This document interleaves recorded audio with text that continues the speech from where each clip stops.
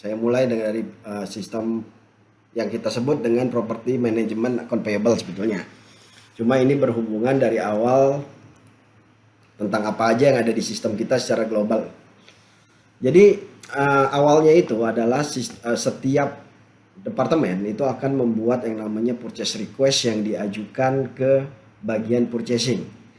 Di mana apabila di sana nanti akan menggunakan sistem budgeting, itu akan bisa dihubungkan dengan budget controlnya kita.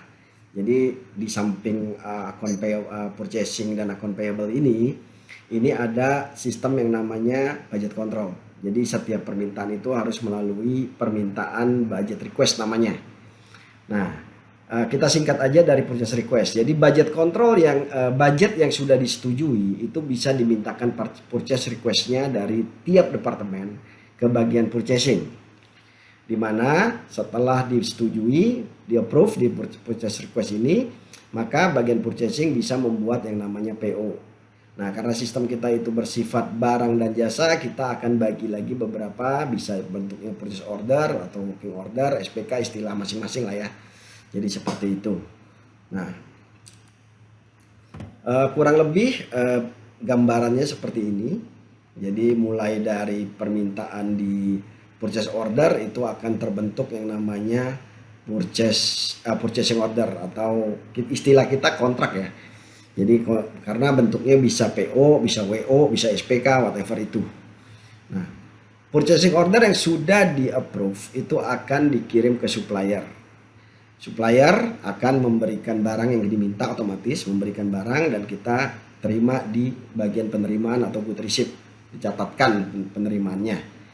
Nah, sebetulnya dalam aplikasi ini ada juga inventorinya, cuma kita nggak akan bahas itu dulu sementara karena kita akan masukin ini sebagai proses pembelian, proses purchase. Nah, supplier yang mengirim barang itu akan mengirimkan invoice. Invoice itu akan dicatatkan di sistem kita, invoice dari vendor.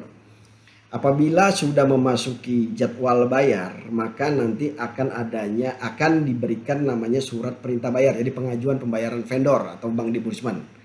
Nah, di bank disbursement ini yang diajukan, yang di-approve, nah itu akan dibayarkan dan langsung ditarik ke sistem keuangan kita. Yang tadi saya jelaskan di awal bahwa sebetulnya ini sistem terintegrasi, tapi bisa dipakai secara parsial. Saya belum tahu nanti di sana mau seperti apa penggunaan modul-modulnya.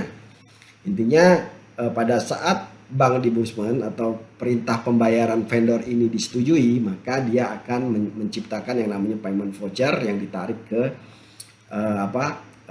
sistem kita, modul payment voucher di PMAS. Nah, sementara itu untuk invoice yang sudah jatuh tempo namun belum dibayar itu akan ada yang namanya aging hutang, kurang lebih seperti itu. Ini singkatnya seperti itu kurang lebih. Ya. Jadi di sini kita akan melibatkan beberapa pihak, departemen maksudnya, di mana bagian purchasing itu akan bertindak untuk memasukkan supplier, item dan menciptakan atau membuat purchasing order, work order atau sejenisnya. Nah, kemudian bagian finance atau warehouse itu yang menerima barang, mencatatkan, kemudian membuat perintah pembayaran vendor, dan kalau misalnya nanti di inventory juga dipakai itu bisa dicatatkan di stock keeper, kurang lebih seperti itu. Oke. Ini bentuknya seperti ini kalau memang nanti dipakai mulai dari budget. Ini saya kasih contoh aja sedikit. Tampilannya gimana caranya untuk membuat budget request. Nah, budget request kurang lebih seperti ini. Jadi setiap di awal tahun pihak manajemen akan membuat budget dari tiap departemen dan percoaannya dimasukkan. Jadi pada saat ada permintaan pembelian diajukan dengan form seperti ini. Seperti itu. Nanti di sebelah kanan ini ada anggarannya apa, udah dipakai berapa, udah tuh yang mau direalisasi apa, kemudian yang akan di-approve apa aja gitu. Seperti itu. Nah, ini adalah bentuk dari purchase request. Terlihat atau tidak nih? Kalau enggak saya coba zoom. Terlihat. Oke, kurang lebih seperti ini ya. Jadi dari bagian departemen tadi waktu ngajuin dia minta apa, berapa jumlahnya. Seperti itu kurang lebih. Nanti ini dia approve. Dan secara sistem dia approve, sistem purchase request yang dia telah dia approve itu bisa akan langsung masuk ke bagian purchasing untuk dibuatkan PO-nya. Jadi purchase request ini Saya potong sedikit. boleh. Ini bentuknya nanti apa namanya paperwork atau memang udah di sistem? Jadi gini, Ini adalah print out. oke. Dokumen yang berjalan biasanya dalam bentuk paperwork. Jadi di apa namanya ditandatangan seperti biasa lah ya. Seperti saat ini, mungkin saat ini berjalan seperti itu. Nah, secara sistem dia akan dikasih user dikasih untuk otorisasi yang boleh approve siapa. Nah, begitu purchase request ini sudah di-approve secara tanda tangan basah atau dokumennya jalan, udah oke, masuk ke bagian purchasing, tinggal di-approve untuk bisa dibuatkan PO-nya. Kurang lebih seperti itu. Jelas ya? Berarti PWR itu by system. Maksudnya? Purchase request ini nggak by system. By system. Tanda Jadi by system untuk pembuatannya. Dan buat Iya, tapi approvalnya maksudnya hanya sampai dengan form kan. Untuk level approval PR-nya sendiri itu nggak by system berarti Pak. Tanda tanganan. by system cuma biasa gini nih. Kalau kayak di apartemen atau di bagi ini kita nggak ngasih ke usernya langsung. Biasanya ada adminnya, misalnya admin purchasing, dia dikasih otorisasi boleh approve. Tapi kalau mau bosnya atau atasannya, misalnya purchasing manager yang buka atau departemen headnya yang buka atas request itu juga bisa. Jadi secara dokumen jalan, secara sistem juga ada approvalnya, seperti itu kurang lebih. Bisa dipahamin? Bu Indah ada di sini nggak ya? Atau nggak, Bu maksud Vero, saya Bu Vero, sorry. Indahnya lagi nggak ada. Maksudnya maksudnya biar relate juga dengan yang memang struktur organisasi yang memang sudah disepakati nih antara CLL dan PTSDT di PTSM ya. Ya, Jadi si PR ini kan dari departemen terkait sebetulnya request ini dari nanti tanda tangannya berarti dari BM kan? betul. Karena nggak ada apa namanya kemarin itu proses approval-nya jenjangnya kalau nggak salah cuma satu kan. Ya, makanya Yang pernah kita uang betul. Makanya kita bisa yang simple tadi yang saya bilang bahwa form ini ditanda tangan kemudian dikasih user yang dikasih akses buat approve ini purchase order. Atau memang mau tiap jenjang dikasih akses buat approval. Jadi terserah gitu loh nantinya. Bisa disetting poinnya itu. Jadi kalau ditanya by system atau manual, ya bisa dua-duanya gitu loh. Ya, nggak sih sebetulnya kita lebih hematnya kita Pak kalau di SDT yang berjalan kan semuanya by system, nggak ada PR itu apa namanya keliling kertasnya gitu loh. Ya Jadi terserah, semua balik orang lagi. Ya itu balik lagi nanti gimana di lapangannya teknisnya seperti apa. Saya jelaskan secara sistem bahwa ini fleksibel. Oke. Oke. Oke, ini order macam-macam ini nanti ada di bagian lain nanti kalau juga mau dipakai di bagian namanya call us, ini juga integrasi dengan sistem kita. Purchasing order, ini adalah tugas purchasing. Jadi memasukkan master item namanya. Jadi sebelum kita bisa menggunakan sistem ini, yang perlu dilengkapi adalah master item atau apa item-item apa yang tersedia untuk dibuatkan purchase request-nya. Ya, kalau kita dari JLL kita punya master list, cuma biasanya kita akan minta dari gedung untuk nyediain item list yang biasa udah dibeli gitu loh. Dan pengkodaannya nanti dikasih template biasa di awal. Kemudian kontak list adalah memasukkan vendor-vendor. Jadi mulai dari alamat. Nanti saya coba demokan sedikit di aplikasi gimana kita membuat supplier, ya kan, mencatatkan supplier ke dalam sistem. Nah, kemudian purchase order otomatis ini sama aja nih, purchase order, working order, SPK, contract agreement ini sama. Poinnya adalah bagian purchasing membuat purchase order untuk dikasih ke vendor seperti itu. Ini adalah laporan apa aja yang di purchase item list, jadi item master item seperti itu. Contohnya seperti ini, kelihatan ya. Kemudian ini adalah daftar vendor. Daftar vendor seperti ini jadinya, kalau udah dilengkapin ya jadinya kayak gini, kita punya daftar vendor. Nah, ini contoh dari pembuatan dari purchase order. Jadi poinnya itu tadi yang di atas ini, nanti kita coba di aplikasi aja, saya jelaskan singkat aja bahwa yang perlu dilengkapi itu adalah tadi kalau memang ada PR ya kan, kemudian kapan diminta oleh bagian apa ya kan, kemudian tanggal PO terbit kapan, akan diterbitkan kapan, ini penomoran PO juga bisa diatur, kemudian siapa suppliernya, dan barang apa, item apa yang ada di dalam purchase order ini akan muncul di sini. Nah, yang perlu jadi catatan adalah satu purchase order itu bisa aja kita beli dari beberapa vendor. Jadi satu purchase order multi vendor, multi supplier. Untuk barang yang sama ya artinya ya. Untuk barang yang berbeda ya.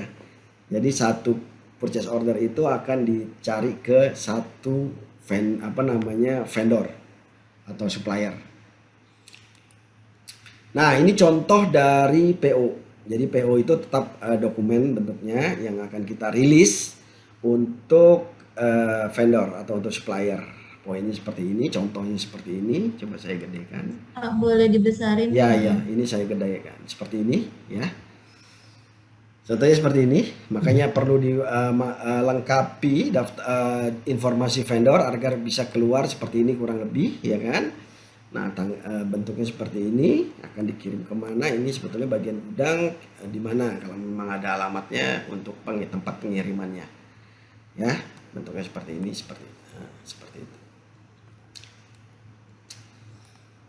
Kalau ada catatan juga bisa dimasukkan dari sistem. Di sistem Bapak ini diskon bisa muncul? Untuk saat ini net ya harganya ya, jadi net. Jadi belum enggak diskon, jadi masukinnya langsung net di sini. Cuma nanti bisa dimintakan ke manajemen kalau memang butuh itu, karena selama ini kita pasti net harganya. Seperti itu. Kemudian ini terdiri sebetulnya dari tiga atau 4 rangkap ya, dimana yang pertama ini memang untuk supplier, kedua itu untuk bagian purchasing sendiri dokumen, yang satu masuk ke finance, accounting atau finance. Nah, yang ini adalah untuk bagian gudang penerimaan barang, dimana di harga dan ini tertutup, dalam artian dia tidak tahu harganya berapa. Ini gunanya nanti untuk good receipt, penerimaan barang. Ini yang nanti di halaman keempat ini biasa dikasih ke bagian gudang untuk kalau penerimaan barang atau bagian loading. Seperti itu.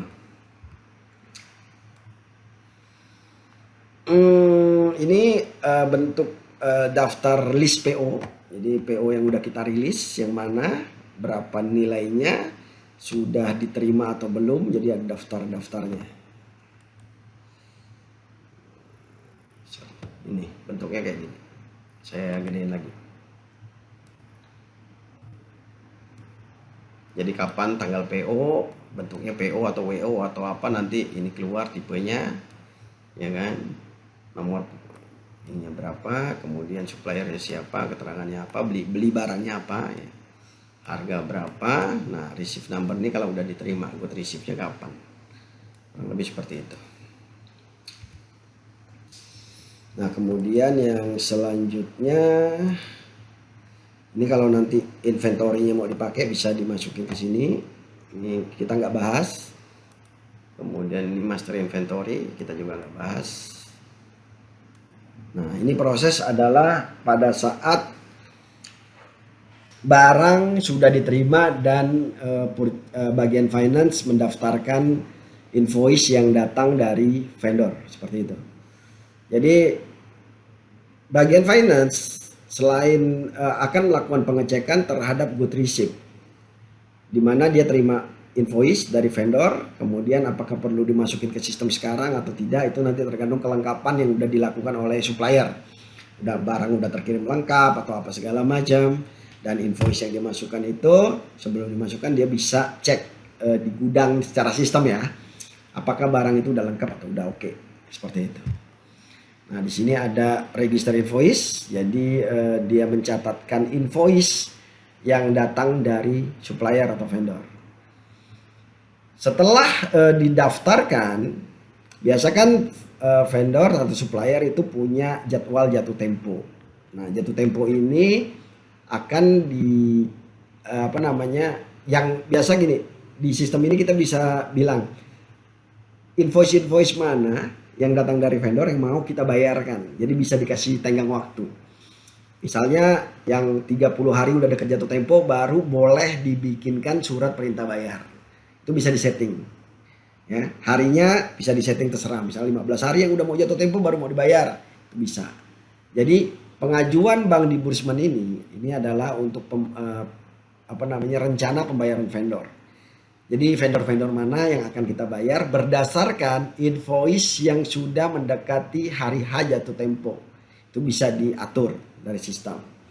Nah, namun dalam kenyataannya itu ada beberapa supplier yang minta dibayar di depan atau minta DP, tapi tidak menerbitkan invoice atau nerbitin tagihan. Dia pokoknya minta saya bayar dulu 15% atau 20% ya terserah. Nah, kita itu ada istilahnya advance list. Kenapa advance list? Karena sebetulnya gini ya. Dari sisi pencatatan akunting yang namanya hutang atau biaya itu kita tidak akan lakukan sebelum kita terima barangnya. Istilahnya pengakuan hutang itu akan terjadi pada saat barang diterima atau udah lengkap barang kita. Baru kita lakukan, kita baru mengakui adanya hutang. Ini cara akunting ya, kalau ada orang akunting mungkin paham. Jadi dari sistem kita bisa mengakomodir purchasing yang vendornya atau suppliernya minta duit duluan di depan. Nah, kita di akunting, sistem kita itu mencatatkan di akunting itu seolah-olah tuh kayak kita deposit. Kurang lebih seperti itu. Kita bayar ke mereka, nah tapi kita belum ngakuin itu biaya. Nanti setelah benar-benar barangnya datang, kita terima, nah advance ini baru dibiayakan. Kurang lebih seperti itu. Bisa dipahamin ya? Nah, boleh tanya Pak, ya. Untuk yang advance list ini nanti prosesnya ada untuk jadi Ya, untuk set off Pak. Apakah lewat ini lagi nanti untuk penyelesaiannya, artinya untuk settlementnya lewat advance list ini lagi atau ada modul lain lagi? Ya, jadi ada modulnya untuk settlementnya Pak. Jadi kan kalau udah barang diterima, kita kan sebetulnya udah bayar separuh tuh atau bayar berapa persen lah, ya kan? Nah, maka di bank di Burisman itu akan cuma bayar sisanya. Yang selanjutnya ya, pembayaran pelunasannya. Nah, tapi kan benar kata Bapak bahwa ada yang gantung nih. Yang tadi kita titipkan. Nah, itu nanti ada modulnya untuk ngebalikan itu supaya jadi biaya, Pak. Bisa dipahami ya? Oke. Cuma boleh saya potong lagi? Kalau mulai dari proses tadi, mulai bikin PR, PO sampai kemudian AP ini, secara pencatatan accountingnya kapan sih dimulainya kalau di sistem ini? Nah, kalau kita biasanya normally di pengelolaan gedung itu dilakukan pada saat good receipt atau invoice register. Jadi barang masuk, dicek, ada invoice masuk, baru kita akui. Kurang lebih seperti itu. Jurnalnya baru turun di situ, Bapak. Oh, oke. Kalau gitu berarti sangat. Sorry. Mau tanya itu kan kalau misalnya GRN itu kan berarti kan good receipt diterima. Kadang-kadang kan barang sudah diterima, betul, tapi invoice itu belum datang. Ya udah gantung aja. Kan kita kan nggak akan catatkan itu jurnal berarti itu sebelum masih ngegantung. Betul. Karena supaya nggak ada berarti valuasi. Jadi benar-benar jurnalnya pada saat invoice datang ya. Betul Bapak, Bu. Bukan pada saat barang diterima. Bukan, berarti kan. Karena itu jadi, kan memvalidasi. ada takutnya kan. Betul. Supaya nggak bolak-balik Bu. Nanti PO-nya nanti di reject lagi, angkanya beda. Jadi kita akan mengakui biaya setelah kita terima invoice-nya aja sekalian. Karena sebetulnya di sistem ini mau dari PO, rilis, di jurnal juga bisa. Cuma nanti kalau ada selisih barang agak repot. Gitu loh. Jadi nilainya harus disamain dengan invoice. Ada selisih mungkin atau apa gitu. Jadi lebih baik emang pada saat invoice diterima kita bisa memvalidasi dengan barang yang ada, baru kita jurnal biayanya, Bu. Seperti itu.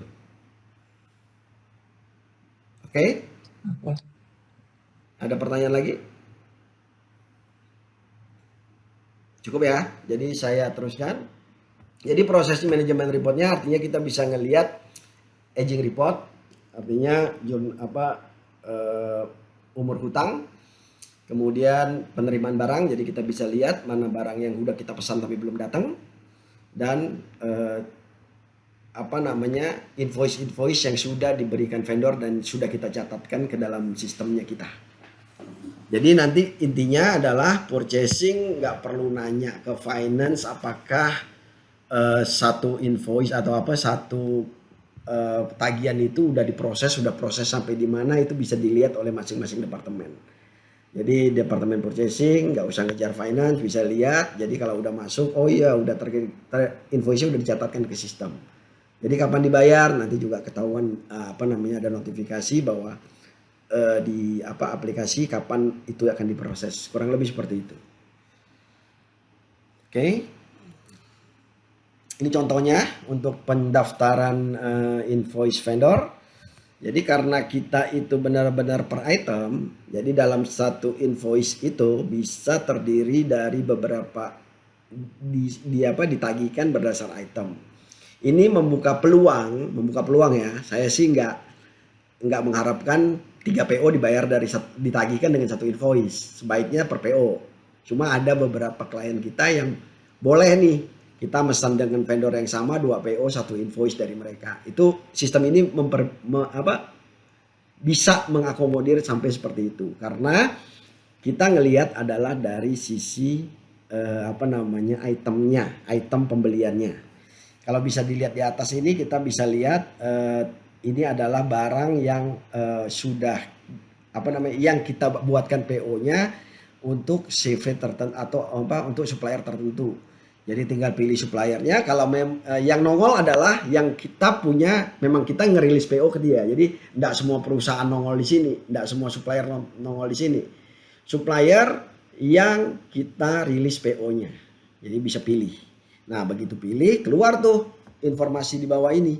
Item-item apa yang kita beli, ya, berdasar ini di sebelah kiri ini kontrak number ini adalah nomor PO. Yang kita beli dari si supplier tersebut. Nah, pihak finance nggak perlu nanya ke bagian gudang barangnya udah datang atau belum, karena di sini keluar nih namanya GR number. GR number ini kita bisa lihat nih barang sudah kita terima atau belum. Jadi kalau udah nongol ya udah terima, kalau belum ya udah abaikan aja karena belum diterima barangnya. Semudah itu. Nah, kemudian di sini kita masih membuka peluang kepada finance, nggak tahu nanti di sana diperbolehkan atau enggak untuk merubah costingnya. Misalnya salah costing awalnya purchasing masukin ke costingnya engineering, ternyata harusnya itu masuk ke sipil. Ini masih dibuka kemungkinan untuk merubah pos biayanya seperti itu. Termasuk tadi kalau ada kesalahan soal perpajakan, jika ada, oh ternyata kena pajak, ternyata apa bisa dimasukin ditambahin di sini. Karena yang dicatatkan di sini adalah per invoice dari vendor kasih ke kita. Seperti itu. Oke, saya lanjut.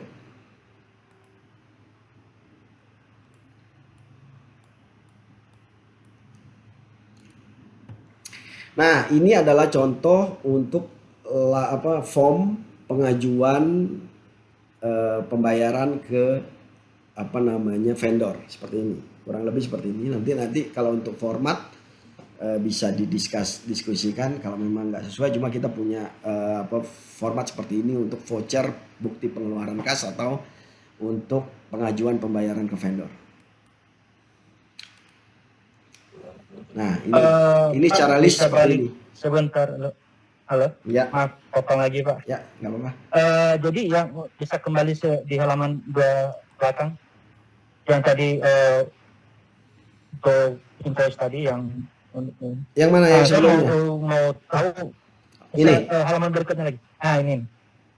Nah, di sini kan tertera sama invoice amount-nya ya segala macam. Betul. Nah, untuk yang misalnya untuk kalau sifatnya ada PPh atau pemotongan pajak itu di sini udah otomatis kebentuk sendiri atau kita harus bikin manual Gini. atau gimana caranya? Di purchasing harusnya di awal, harusnya ya di awal itu udah jelas kena PPH kah, kena PPN kah, ya kan? Tapi ternyata ada kesalahan. Nah di sini finance masih dikasih boleh nambahin, istilah boleh. Kalau dari supplier udah bener ya udah jalan aja terus, ini ya udah okein aja gitu loh. Nah, bukan, maksud saya di saat seperti ini kan kalau nilai di invoice yang ini ketika kita nanti misalnya register, kita kan juga akan mengetahui berapa sih kira-kira nanti nilai banknya akan keluar gitu loh. betul. Nah, jadi dengan saya mau tahu apakah di sini juga diperlihatkan nanti jumlah pajak pemotongan, misalnya kalau ada tax scheme-nya nanti misalnya untuk si jasa A misalnya kena 2%. Apakah udah langsung kebentuk di sini atau harus pilih tax scheme-nya dulu atau bagaimana? Enggak, langsung aja di sini. Nanti otomatis dia akan berubah. Oh gitu. Ya. Karena nanti yang dihitung adalah total payable. Jurnalnya otomatis akan ngikutin apa yang dimasukkan. Karena kan kayak WH itu kan sebetulnya include amount kan. Kalau VAT kan nambah amount kan. Bisa dipahamin ya? Ini angkanya ada di sebelah sini nih. Oke. Akan terlihat ilustrasinya di sini. Nah, secara jurnal otomatis dia akan ngikutin. Cuma sebaiknya yang tadi saya bilang dari awal purchase orang purchasing udah paham tuh. Ini kena pajak nggak? Ini enggak. Jadi ini nggak perlu terlalu dimasalahin karena ini kita cuma ngasih fitur tambahan apabila gitu loh. Ya. Seperti itu. Nah, ini bukti contoh untuk pengajuan ke manajemen untuk pembayaran kepada supplier. Jadi kita biasakan untuk bagian finance itu untuk pengelolaan cash flow itu supaya tahu nih kira-kira nih nanti minggu ini mau bayar siapa, lewat mana, berapa, seperti itu. Jadi pengajuan bayar suppliernya seperti ini nih. Minggu ini saya mau bayar supplier 397 juta, kemana aja gitu. Nah, bukti yang pengajuan yang telah di-approve inilah nanti yang akan ditarik ke payment voucher atau disesuaikan dengan rekening bank kalau memang udah dibuatin ceknya segala macam. Seperti itu, kurang lebih. Jadi kita punya laporan pengajuan, nanti ada laporan realisasinya di PMAS sistem kita, yang modul yang integrasi dengan ini. Nah, ini yang tadi saya bilang kalau misalnya ada beberapa supplier yang minta pembayaran atas PO dia. Jadi dia dari PO tapi dia nggak mau ngeluarin invoice. Nah, itu kita bisa. Sebetulnya di awal kita juga bisa set, purchasing bisa set kalau memang ada yang namanya invoice DP. Jadi satu pembelian itu ada 2 invoice yang dirilis oleh supplier. Cuma kebanyakan supplier nggak mau. Jadi supplier bilang pokoknya bayarlah 15% atau berapa gitu. Seperti itu. Jadi kita siapkan ini untuk mengakomodir keinginan dari supplier untuk dibayar dulu tanpa adanya invoice seperti itu. Oke. Nah, ini aging, laporan aging. Jadi kita bisa lihat aging mana hutang terhadap supplier. Ya, kita bisa lihat nih. Udah ini telatnya berapa lama, jatuh tempo dari harusnya jatuh tempo invoice tersebut yang belum kita bayar. Kurang lebih seperti itu. Umur hutangnya. Seperti itu.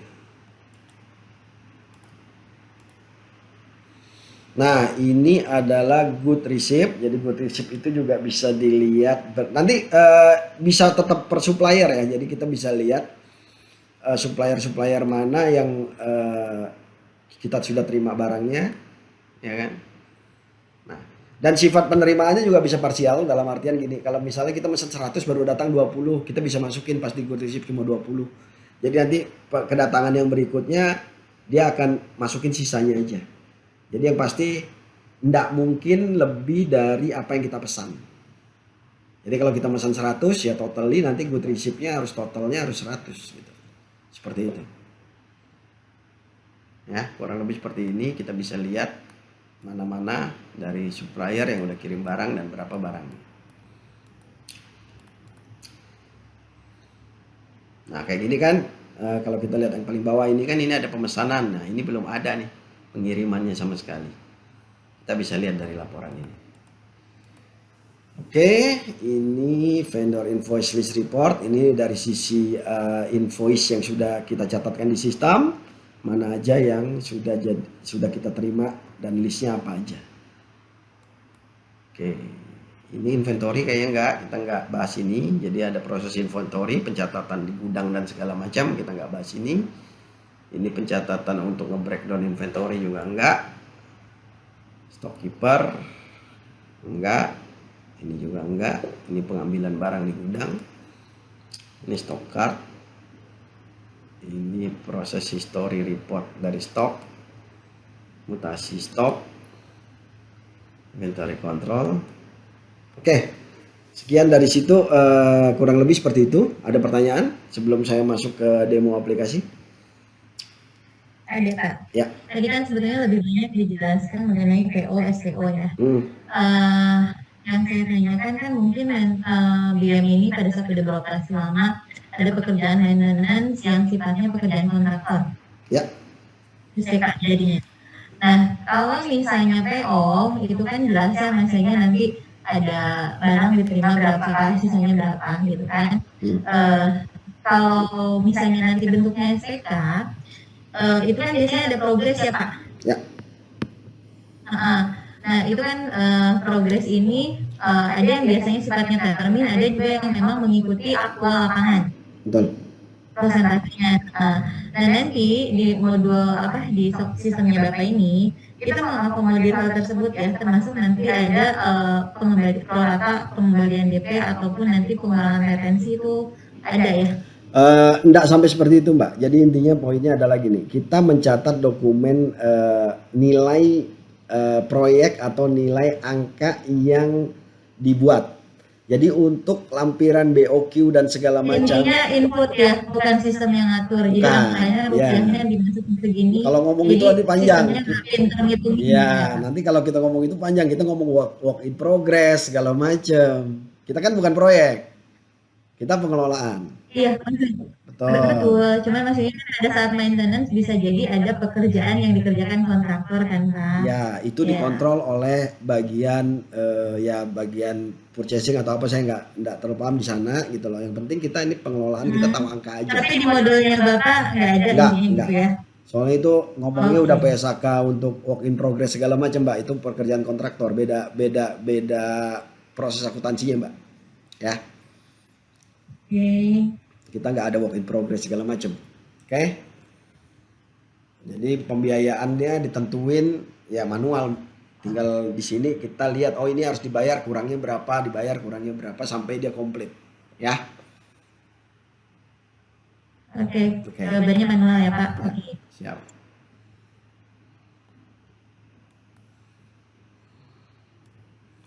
Oke, kita coba masuk ke aplikasi. Saya tunjukkan sedikit. Saya nggak akan bikin demo yang susah. Jadi intinya kita langsung masuk ke aplikasi aja.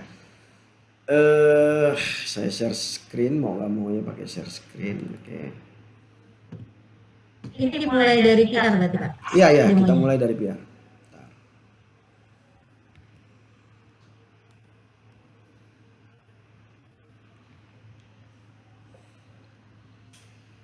Terlihat ya aplikasi ya. Jadi nanti setiap user akan diberikan username dengan password yang punya akses tertentu. Jadi nggak semua boleh diakses karena ini saya login sebagai admin, jadi saya bisa ngapa-ngapain aja di sini.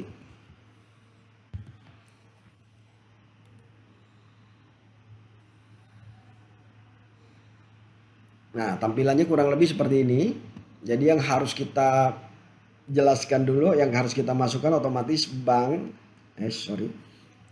Saya cepat aja. Jadi intinya pertama COA otomatis.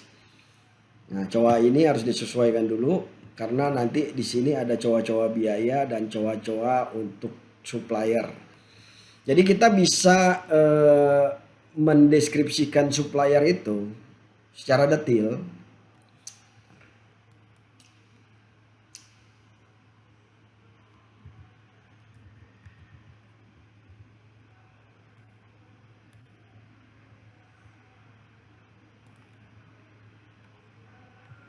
Pak, yang dimaksud ini berarti pada saat proses setup pertama ya? Ya, ini setup awal, jadi kita harus masukin dulu.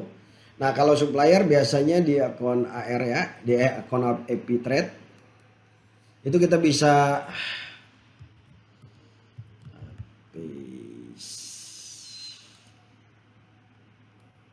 Epitrade 222. Nah, kita bisa lihat nih, ini coba 513 harusnya. Coba biaya ada di 5, ini depresiasi. Nah, kalau pakai coa JLL sudah lengkap sih, untuk pengelolaan udah ada semua. Jadi kita bisa lihat seperti ini. Biasa kita kasih dulu coa default kita ke sana, udah tuh diperiksa apa yang mau ditambah, apa yang mau dikurang, nanti baru dimasukkan ke dalam sistem ini untuk digunakan. Jadi tinggal digunakan gitu. Poinnya seperti itu. Ini masuk dulu prosesnya.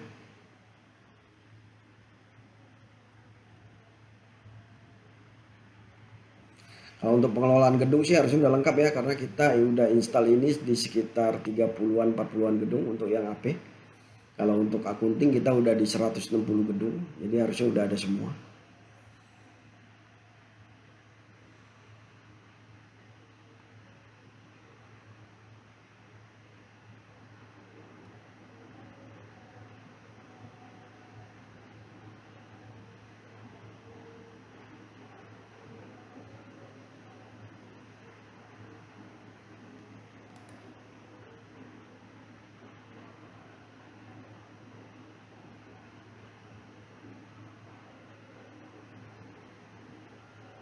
Nih, lewat seperti ini ya. Jadi kita bisa mendeskripsikannya dengan spesifik supplier. Jadi setiap supplier nanti punya kredit creditor code gitu loh. Poinnya seperti itu. Atau memang mau yang sifatnya occasional atau memang sering cuma beli sekali, itu bisa dibalki di satu akun aja. Seperti itu. Bisa dipahamin ya di sini ya.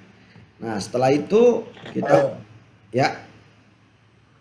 Jadi pembuatan coa untuk super suppliernya ini itu headernya tetap sama ya? Ya, tetap sama. Headernya tetap sama ya? Ya, nanti dapat creditor code, code-nya lah. Intinya nanti pada saat kita bikin contact list supplier, kita bisa definisikan itu mau masuk ke coa tersendiri atau mau digabung ke general Epitrade gitu loh. Oh. Ya. Nah, pertama kita akan daftarkan bank pembayar kita, ya kan? Bank operasional atau bank expense kita untuk masukin dulu. Nah, kemudian item list. Nah, kita punya item list. Nah, ini yang dimasukkan. Biasa ini kita bantu kalau memang udah punya, ya. Nah, dari sinilah kita udah bisa determine costingnya ini untuk coa yang mana, ya. Kita bisa lihat di costing list di sini. Costing list itu ada di costing code sini, ya. Nah, setiap kode costing itu punya biaya expense kemana, seperti itu kurang lebih. Kalau untuk tipe expense, jadi bisa tipe expense, bisa tipe inventory, tergantung. Jadi ini bisa disetting. Kita punya standar, tapi nanti kalau tidak sesuai, misalnya coanya berbeda atau apa, ini bisa disetting ulang. Dalam artian di determine, seperti itu. Bisa dipahami ya. Nah, kita masukin dulu di item list. Cara settingnya nanti dijajarin juga kan? Oh iya. Ini sifatnya di awal, Pak. Di awal. Jadi intinya kalau ngikutin coa JLL udah nggak ada yang perlu diganti, ya kan? Tapi kalau memang pakai coa sendiri, ya udah kita duduk bareng nih. Ini mau dimasukin kemana? Kode ini mau dimasukin kemana gitu loh. Ya. Jadi kalau defaultnya pakai coa JLL ya udah sama, nggak ada yang perlu diganti. Gitu ya. Nanti paling tinggal orang processingnya dibilangin nih di awal. Kalau beli barang ini larinya ke coa yang ini, larinya ke kode yang mana? Ini lari ke kode kemana? Karena ini otomatis akan turun jurnal-jurnal yang berhubungan dengan itu. Jadi harus benar di bagian dari awal, dari bagian PO dirilis, kurang lebih seperti itu. Nah, bikin item tuh ya seperti ini, tinggal new ya kan? Kasih kodenya apa, ya kan? Atau apa gitu. Nanti ini tergantung nanti penomorannya seperti apa. Kalau kita sih cari gampangnya aja, ya kan? kita kasih namanya di depan berderet seperti itu, ya kan. Saling ini apa barangnya, apa sih misalnya, saya juga bingung. Cek dulu warna coklat apa. Satu pes. Nah, hitungannya apa? Misalnya belinya apa? Misalnya per galon. Misalnya. Itemnya masuk mana? Grup apa? Grup sipil. Nah, tipenya apa?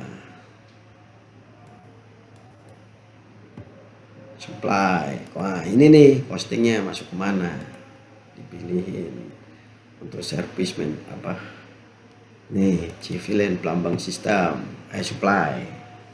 Tipenya apa? Tipenya apakah inventory atau service? Jadi langsung dibiayakan seperti itu. Udah di save. Nah, nanti gini-gini akan dipandu ya di awal ya. Oh, ini seperti apa? Yang penting kita dapat daftar itemnya seperti itu. Nah, kita udah masukin begini, baru nanti bisa dicek oleh bagian departemen tadi, bisa bikin yang namanya purchase request. Nah, purchase request ini tinggal bikin new seperti ini, kemudian ini bisa auto, cuma tanggalnya tanggal berapa coba.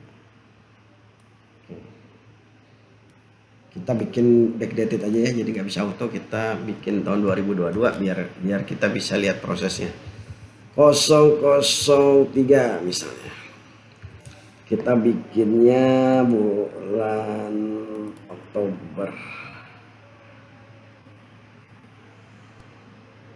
2022 bulan Oktober misalnya.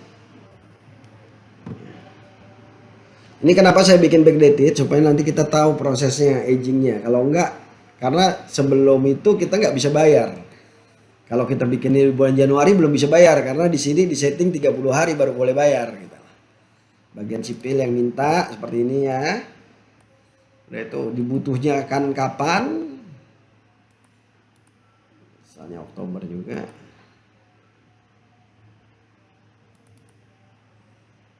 Kalau ada catatan warna coklatnya agak apa misalnya.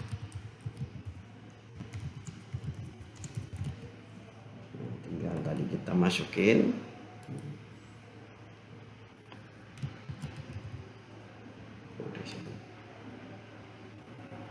Seperti itu. Nah, harga perkiraannya berapa? Karena biasa udah diminta dulu harganya. Ya. Kita bisa isi lagi atau memang mintanya cuma satu seperti ini, atau kita coba dua aja langsung, minta yang lain misalnya apa, dia minta juga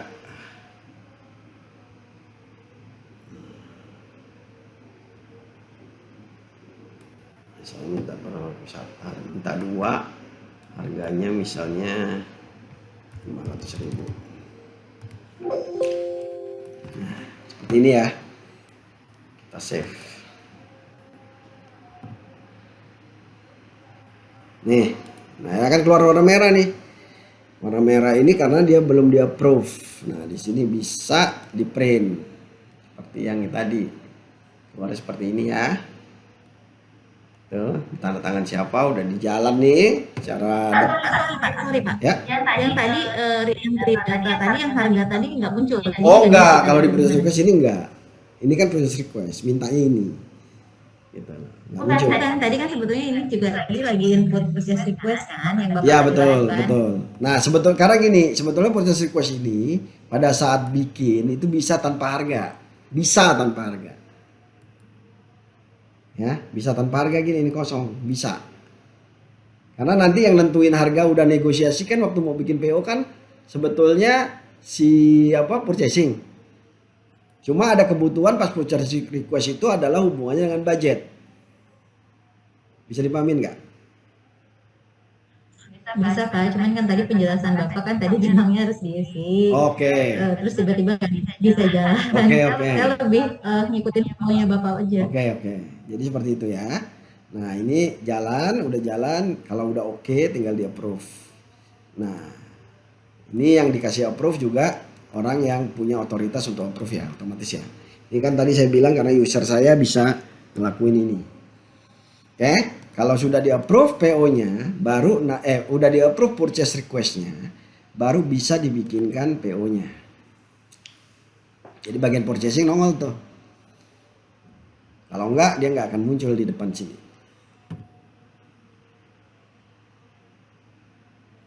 Oke, tinggal new.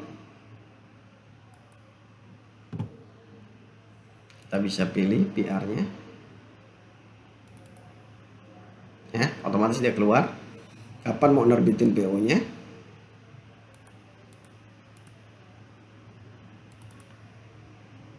Ya.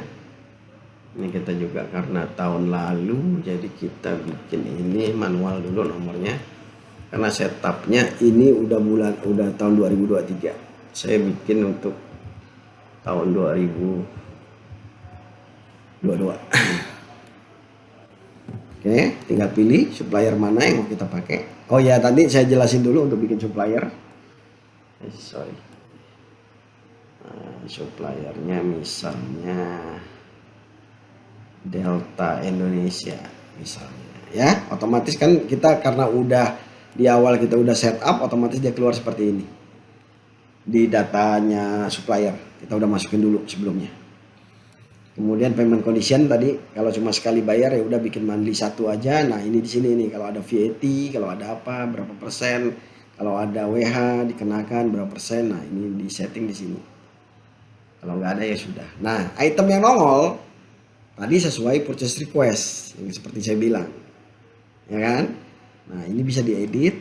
Kalau memang dia yang Delta Indonesia ini cuma jual cat, artinya ini kan nggak ada. Ini bisa di delete. Ya, ini pun kalau mau diedit harganya bisa. Ternyata nggak 400.000. Ternyata misalnya. Berarti maksud Bapak satu PWR bisa jadi dari jadi beberapa PO karena beda beberapa supplier gitu ya? Betul. Oke. Ya, seperti itu. Kalau udah oke di save ya, nongol seperti ini ya. Di sisi purchase request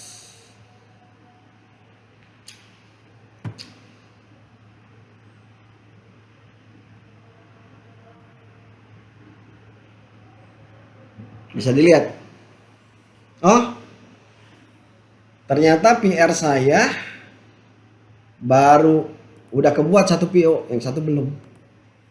Jadi dari departemen pun bisa ngelihat nih, udah dibuatin PO atau belum, gitu lah. Ya, tapi statusnya baru itu, belum di approve PO-nya. Ya, ini baru PR approve, artinya belum ada. Kita cariin satu lagi supplier yang lain buat PR yang satu. Ngelek. Nah, karena PR-nya masih ada yang gantung, maka dia nongol di sini. Kalau udah semua ya udah enggak ada lagi. Oke, jadi kita bisa pilih yang satu misalnya tanggal 18. Oke. Kita bikin PO nomor Rapid 2022.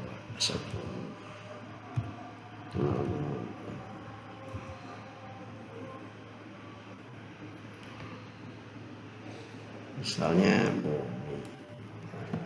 Oke, sama payment conditionnya apa bisa di set ya. Itemnya otomatis tinggal satu. Kalau harganya nggak berubah ya tinggal di save aja. Kalau ada catatan tadi bisa dimasukin di sini. Kalau ada catatan tinggal di save. Ya. Boleh balik ke yang tadi input harga. Oke, gimana? Balik ke yang input harga. Balik ke yang input harga. Untuk yang PPN dan PPN. Gimana gak kedengeran Mbak? Boleh dibantu diulang Pak pada saat input harga yang ada proses input PPN daftarnya. Oke. Di sini. Berarti di sini pilihannya hanya PPN, input PPN apa maksudnya dia PKP atau enggak gitu Ya. kan? Karena sebetulnya di awal PPH-nya sendiri udah dimasukin di supplier sini, kondisinya udah dimasukin di sini awalnya ya. Defaultnya bisa disetting di situ. Nah setelah itu pas ya pada saat input kan, pada saat input apa data supplier betul ya betul untuk PPH-nya betul muncul di sini Ya. ya. ya, jadi nanti di sini. Nah dimasukin, tinggal nanti kalau misalnya dia installmentnya lebih dari satu, ini nongol nih. Kalau installment 3 tuh artinya 3 kali bayar. Kalau 2 Pak, sorry saya tanya Pak. Misalnya kan kita ada satu supplier, tapi supplier ini kadang-kadang maksudnya tuh dia tuh ada yang bisa pakai PPH ya. PPN. Bisa jasa, bisa barang aja. Jadi nanti tetap bisa diganti di sini. Oh iya bisa. Jadi tergantung. Makanya tadi kan kita kan bisa barang bisa jasa, ya kan? Kalau kita gabungkan ngaco nanti di masalah WH-nya, ya kan? Nah, makanya kita pisah nih, kita rilis 2. Atau saya biasa bilang purchasing udah gabungin aja borongan. Pokoknya kita tahu angka bulat, bisa begitu. Atau memang terbitin PO sendiri, terbitin WO sendiri. Nah, untuk settingan ini ya tadi bisa ada yang kena WH, ada yang bisa enggak. Cuman dalam satu kontrak ya harus kena semua ya kena semua gitu loh. Makanya dipecah nantinya. Kalau ada kerjaan kayak gitu. Intinya supplier ini bisa disetting 2 itu ya Pak. Betul. 2 jenis. Benar. Oke. Jadi pada saat transaksi aja, pada saat dia mau bikin WO atau mau bikin PO ya kena di mana ya udah bikin dulu di sini ya. Oke. Oke, jelas ya. Oke. Kalau udah kayak gini otomatis nanti PO di sana udah dibilangin bahwa itu PO udah dibuat di purchase request. Jadi enggak perlu nanya lagi nih departemennya nih, PO saya gimana kasusnya nih. Nah, ini udah ketahuan, udah dibuatin. Ya kan? Udah kebuat gitu. Ya, sorry yang ini. Ya kan? Artinya udah 2 PO yang terbentuk, udah ada PO-nya.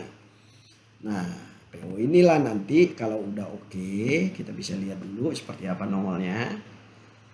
Internetnya nge-lag, bentuknya seperti ini ya, bentuk PO nya gini ya. Kalau ada PPN keluar, kalau nggak ada ya udah kosong seperti itu. Oh 3 halaman ya, seperti ini.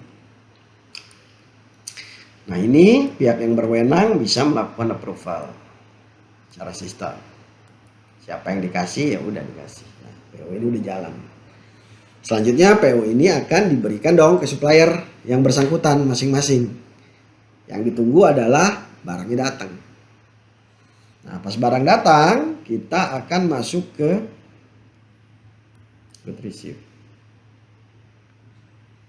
Ini ceritanya di bagian gudang ya, dia bisa masukin. Ya, tinggal new aja. Kalau ada barang masuk. Nah, catatan dari dokumen dari orang suppliernya gimana, kita mau bikin penomoran atau pakai nomornya mereka juga nggak apa-apa sebagai buktinya, ya kan, bukti penerimaan barang kita. Kapan diterima? Otomatis kita set di bulan yang sama. Oktober tanggal 18 misalnya. Nah tinggal pilih tuh vendornya. Yang nongol di sini ya cuma yang masih barangnya gantung gitu loh. Nggak semuanya nongol. Kita punya list supplier 100 ya, yang nongol yang kita terbitin PO aja. Misalnya tadi dari Delta Indonesia, ya kan? Terima barang misalnya. Terima barang.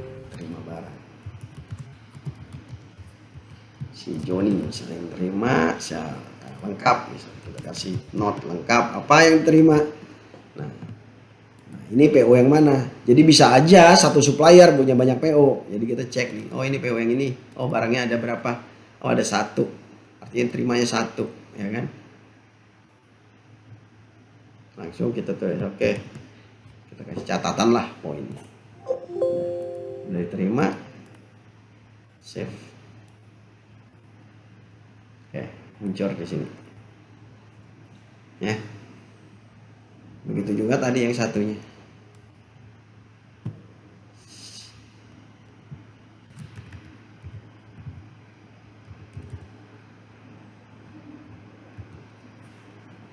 Kapan terimanya? Yes.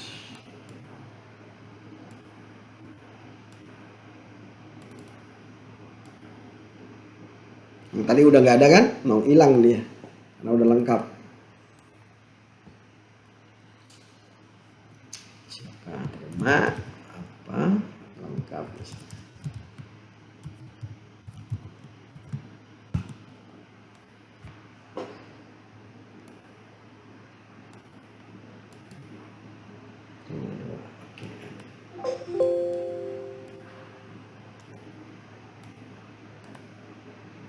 Tuh, seperti itu.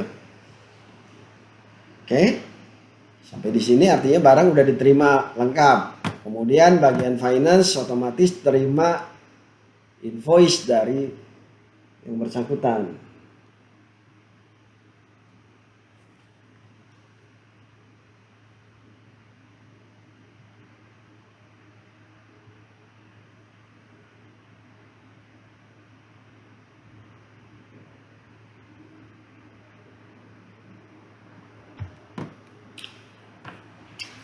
Tinggal register aja. Pilih suppliernya siapa yang ngirim. Ya, tuh keluar begini. Tinggal double klik di sini, turun ke bawah, masukin nomor invoice sesuai nomor invoice yang dikasih otomatis.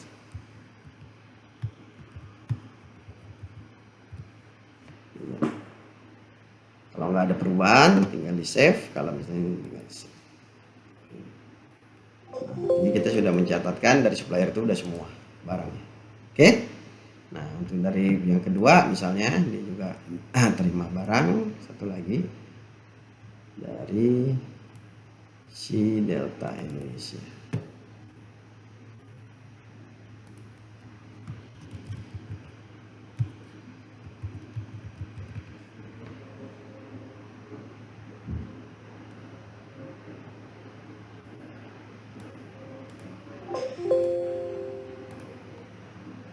Oke, masuk semua.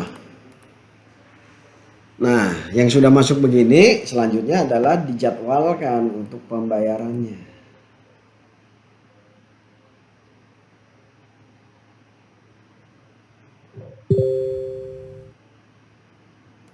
Tinggal begini aja. Pilih bank mana, mau bayar siapa.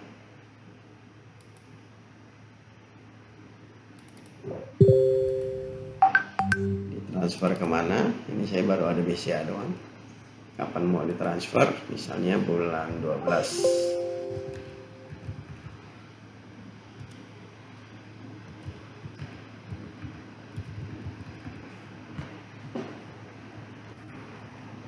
Nomor akunnya masukkan.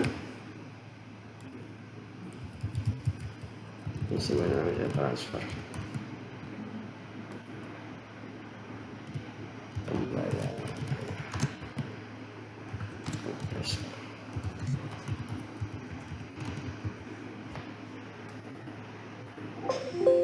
Cara lokasi begini, save. Tuh, masuk. Nah, kemudian yang selanjutnya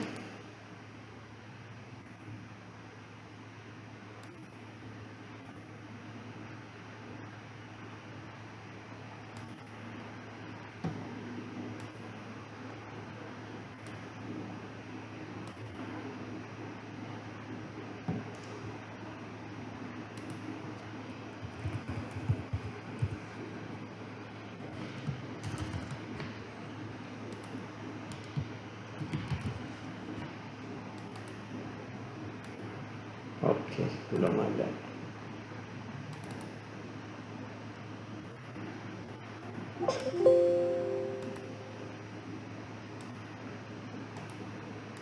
Nah, seperti itu.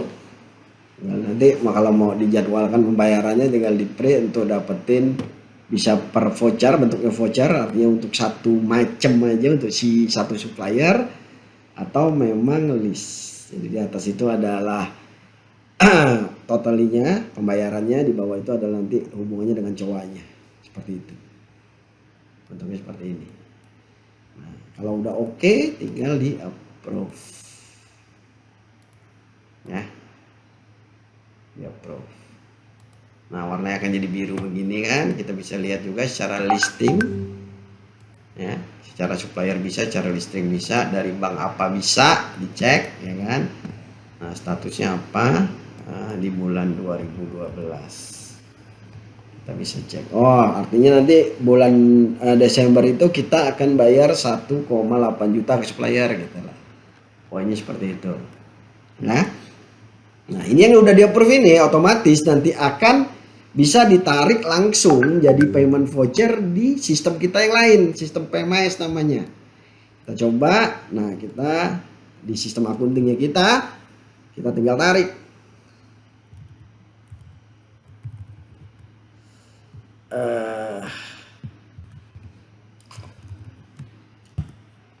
Di sistem akunting kita ya, di payment voucher kita bisa lihat filter data 2012 bulan 12 tadi masih satu yang tadi tertarik udah.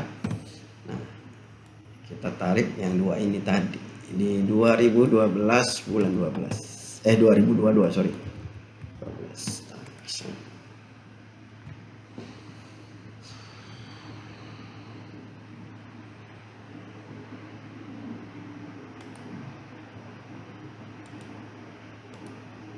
Tuh seperti itu ya, jadi bentuknya udah ke jurnal itu untuk pembayaran. Oke, seperti itu. Ada pertanyaan nggak? Halo?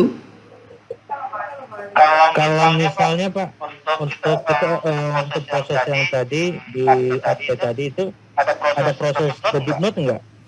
Maksudnya?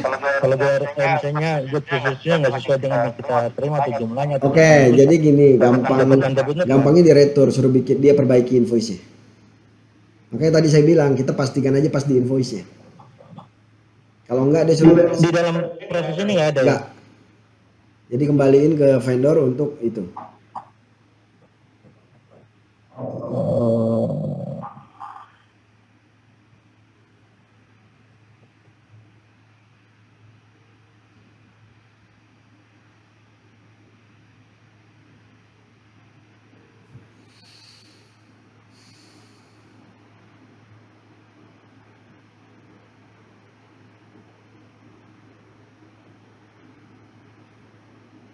Oke, ada pertanyaan lain?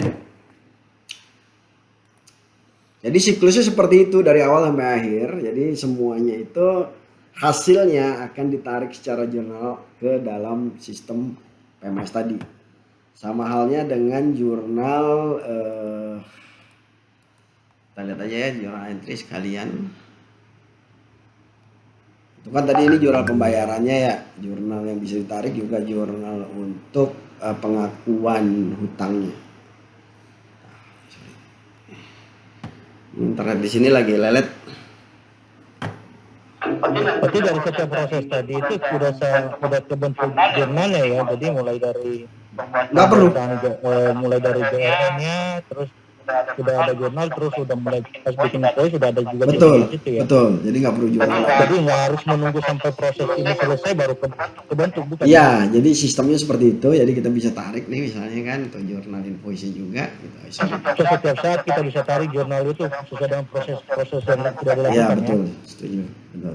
Oh ini jurnalnya belum di-approve. Oke, kurang lebih seperti itu. Ada yang mau ditanyain lagi?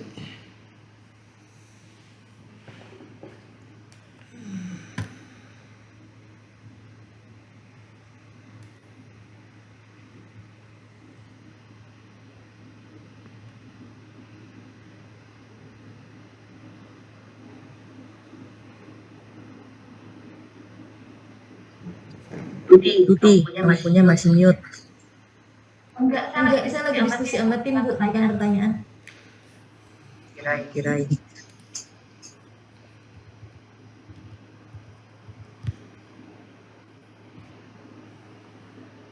Oh, belum dibuat. Oke, kurang lebih seperti itu.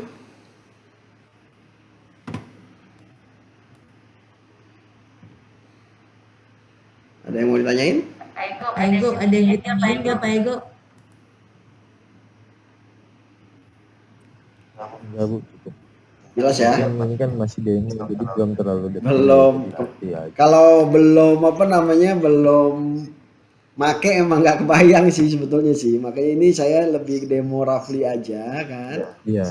Karena Soalnya biasanya saya begitu. udah dapat nanti untuk detailnya mungkin pas di itu. Jadi kalau kayak gini nih, ini kan jurnal invoice ya. Ini kan kayak jurnal invoice ya. Invoice yang udah kita catatan dari vendor untuk pengakuan hutangnya itu ada di sistem kita yang lain. Namanya modul PMAS. Nah, di sini jurnal pengakuan tadi pun bentuknya itu adalah udah tinggal ditarik saja. Jadi bentuknya benar-benar udah journalize. Jadi nggak perlu ngejurnal satu-satu lagi. Nah, tuh jurnalnya masuk itu seperti itu. Dia akan create jurnal, ya kan? Nah, jurnalnya akan kebentuk seperti ini, jurnal hutangnya. Jadi nggak perlu lagi bikin jurnal-jurnalan manusia account payable. Tinggal dipilih ada jurnal, nggak ada lagi tipenya itu nggak apa-apa. Kita masukin, nggak perlu aja. Oke. Di PMIS ini Pak, masih ada proses approve lagi untuk jurnal-jurnal. Oh enggak. Jadi otomatis karena kita udah setting di awal, jadi nggak perlu. Otomatis ya. Jadi nggak perlu. Jadi nggak ada proses apapun dia approve lagi di Nggak sini, perlu. hanya di awal aja. Ya, udah tinggal tarik. Nah, makanya tadi dibutuhkan Tapi kalau udah diposting, misalnya salah, Oh, itu bisa tenang aja. di-unpost nggak? Tenang aja bisa, Bu. Yang boleh unpost nanti dikasih untuk unpost. Jadi bisa Oke, diperbaiki di invoice-nya untuk biayanya dipindah. Makanya tadi ada proses di mana kita masih ada kasih keleluasaan pada saat register invoice dari vendor apabila ternyata begitu di post seperti ini salah account, Bu. Nah, tapi yang boleh ngelakuin itu yang Jadi kan dikasih harus akses ya, Bu. misalnya gini, sorry, kalau misalnya ada kesalahan, kan dia udah sampai invoice, tapi ternyata kesalahan di PO. Oh, kalau Kan kita unpost-nya dari invoice segala macam. enggak, jadi gini, kalau memang kesalahannya dari PO artinya dibatalin PO-nya harus dikirim lagi, Bu. Semua di rollback, Bu. Dikembalikan, Berarti- ya. Jadi nggak, jadi invoice pun juga semuanya di unpost semua tuh berarti Betul, Bu. ke depan. Kalau salahnya udah dari PO ya udah salah, udah.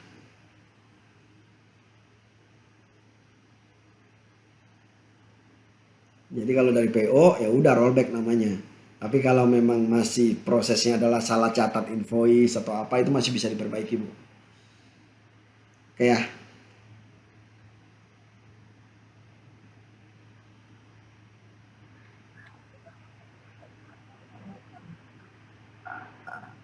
Lah, Oke. Ada lagi?